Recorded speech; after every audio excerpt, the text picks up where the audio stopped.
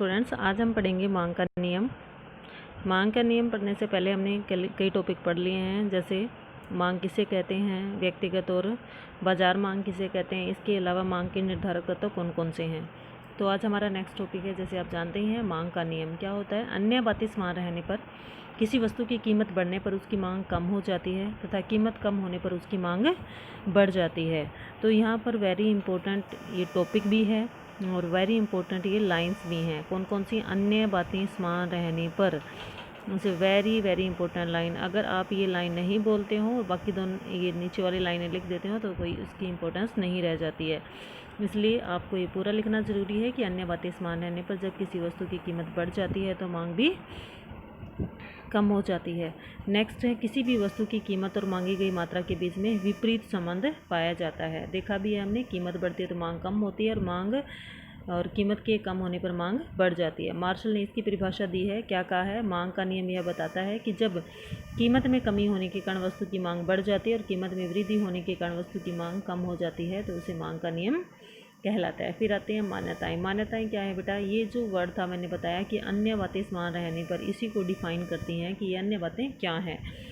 मांग का नियम तभी लागू होता है जब अन्य बातें समान हो, इसलिए मांग को प्रभावित करने वाले कीमत की अतिरिक्त अन्य तत्वों को स्थिर मान लिया जाता है। तो अन्य कौन से तत्व हैं, जैसे संबंधित वस्तुओं की कीमतों में कोई परिवर्तन नहीं होना चाहिए। संबंधित वस्तुएं कौन सी हैं बेटा, जैसे हम निर्धारक तत्वों में पढ़ा है, प्रतिस्थापन वस्तुएं और पूरक वस्तुएं, उनकी कीमतों में किसी भी प्रकार का कोई परिवर्तन नहीं होना चाहिए।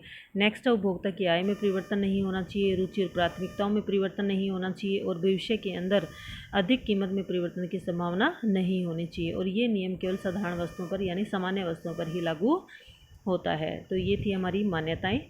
इसके बाद आता है बेटा इसकी मांग के नियम की व्याख्या। क्या आता है बेटा, मांग के नियम की व्याख्या। तो हम मांग अनुसूची बनाते हैं। यहाँ पे हमने वस्तु की कीमत यानी PX और यहाँ पे हमने वस्तु की मात्रा यानी QX को शो किया है। वस्तु की कीमत जब 5 रुपये है तो हम वस्तु की मात्रा 20 खरीद रहे हैं, यानी 20 यूनिट ले रहे हैं किसी भी एक गुड की। मान लेते हैं वो गुड है हमारे पास, मान लो 1 मीटर कपड़ा है, तो हम जब 5 रुपये 1 मीटर है तो हम 20 मीटर कपड़ा खरीद रहे हैं। इसके बाद उसकी कीमत जब बढ़ जाती है 10 रुपये हो जाती है, मीटर के 1 मीटर इक्वल टू 10 हो जाती है, तब हम केवल 15 मीटर कपड़ा लेते हैं। इसके अलावा जब और बढ़ जाती है कीमत तो हम कपड़े का मीटर है वो 10 कर देते हैं, फिर 20 हो जाती है तो हम केवल 5 मीटर कपड़ा ही खरीदते हैं। तो ये लाइनें हमें क्या बताती है बेटा, ये बताती हैं कि जैसे जैसे वस्तु की कीमत बढ़ रही है, क्या बता रही है कि जैसे जैसे वस्तु की कीमत बढ़ रही है वैसे वैसे हम वस्तु की मांगी गई मात्रा को कम करते हुए जा रहे हैं। फिर हमने इसकी तालिका की व्याख्या करनी है। तालिका की व्याख्या में सिंपल सा फंडा है, कुछ भी नहीं है। तालिका से ये ज्ञात होता है कि X वस्तु की कीमत बढ़ने पर मांग कम हो जाती है और कीमत जब वस्तु की कीमत 5 रुपये है तो मांग है वो 20 यूनिट लिखना है बेटा, रुपये नहीं लिखना है यहाँ पे। और जब कीमत है वो 20 रुपये हो जाती है तो मांग कम होकर 5 यूनिट हो जाती है। इसे कीमत कम हो जाती है और मांग बढ़ जाती है। फिर इसको हम डायग्राम के थ्रू प्रदर्शित करेंगे। डायग्राम में ये O और ये Y एक्सिस है, ये O और O एक्सिस है। इसको हम लिखेंगे भी व्याख्या में कि OX के ऊपर हमने मात्रा को लिया है और OY एक्सिस के ऊपर हमने कीमत को शो किया है। तो कीमत का जो डाटा था बेटा पीछे 5, 10, 15, 20 वो हमने यहाँ पे ले लिया है। मात्रा, वस्तु की मात्रा का तो वो हमने यहाँ पे ले लिया है। तो तालिका के अकॉर्डिंग जो कीमत 5 रुपये है तो हम कितने की डिमांड कर रहे हैं, 20 यूनिट की डिमांड कर रहे हैं। जब 10 रुपये हो जाती है कीमत तो हम 15 ले रहे हैं। जब 15 हो जाते हैं तो 10 मीटर कपड़ा ले रहे हैं और फिर जब 20 हो जाती है तो हम केवल 5 मीटर कपड़ा ही ले रहे हैं। इन सभी कॉर्नर्स को मिलाने वाली जो लाइन बनेगी उसको हम क्या कहेंगे, DT डिमांड करो कहते हैं। क्लियर। अब इसकी हम व्याख्या कर देंगे कि OY एक्सिस से लिया गया है, 5 है तो इतना ले रहे हैं, जब प्राइस 20 हो जाते हैं तो हम इतना इतना ले रहे हैं या खरीद रहे हैं। इसी को हम मांग का नियम कहते हैं, जो कीमत और वस्तु की मांगी गई मात्रा के बीच से संबंध को प्रकट करता है। तो ये मांग का नियम आपका कंप्लीट हो जाता है।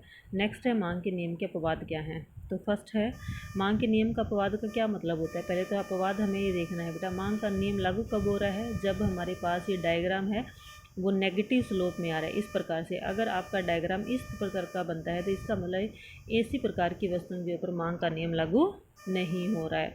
और ऐसा मांग का नियम बनेगा, ऐसा जो डायग्राम है वो बनता कब है बेटा? वो बनता है जब कीमत और मांग के बीच में पॉजिटिव रिलेशन हो, यानी जैसे जैसे कीमतें बढ़ रही हैं वैसे वैसे खरीदी जाने वाली वस्तुओं की मांग भी बढ़ रही है। तो इसका जो प्रयोग है वो सबसे पहले रॉबर्ट गिफिन ने किया था, और इसलिए इसको गिफिन पैराडॉक्स भी कहा जाता है। तो फर्स्ट पॉइंट है हमारा प्रतिष्ठा सूचक वस्तुएं, यानी वे वस्तुएं जिनको सोसाइटी के अंदर बहुत ही सम्मान के साथ देखा जाता है, जैसी महंगी महंगी चीज़ें जो अमीर लोगों के पास होती है तो वह तो हम देखते ही रहते हैं और हम उसको खरीद नहीं सकते, लेकिन खरीदने की लालसा तो होती है ना उनको। तो वो वस्तुएं जिनकी कीमत अधिक होने पर भी मांग अधिक होती है, यानी हम अधिक खरीदना चाहते हैं, जैसे जवाहरात हो गया, ये इन पर मांग का नियम लागू नहीं होता है। अज्ञानता में क्या आएगा बेटा? कई बार फेस्टिवल सेल लगती हैं, सेल के अंदर वो जो बचा हुआ माल, जैसे 1 पीस बच गया, 2 पीस बच गया, तो दुकानदार उसको बाहर लगा देता है ताकि वो बिक जाए, लेकिन हम क्या समझते हैं कि उसकी क्वालिटी है वो लो है, इसीलिए वो बाहर इन्होंने लगा रखा और हम उसको परचेज़ कम से कम करते हैं। तो यहाँ पे क्या है, कम कीमत होने पर भी मांग हमारी कम होती है। क्या होती है? कम कीमत होने पर भी मांग कम होती है, जिसके कारण हम उसको नहीं खरीदते और मांग का नियम इस पे लागू नहीं होता। नेक्स्ट है हमारा गिफिन गुड्स। गिफिन गुड्स क्या होती हैं बेटा?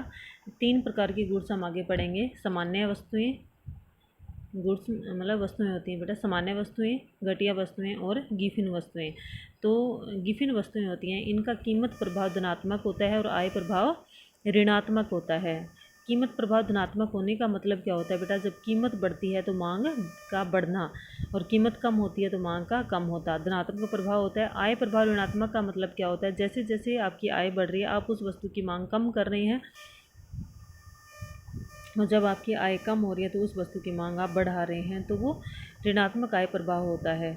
इसी और इसमें कीमत प्रभाव धनात्मक और आय प्रभाव ऋणात्मक होने के कारण इनकी मांग हम कम करते हैं, इसलिए मांग का नियम इस पर लागू नहीं होता है। तो ये टॉपिक आपका कंप्लीट। Thank you.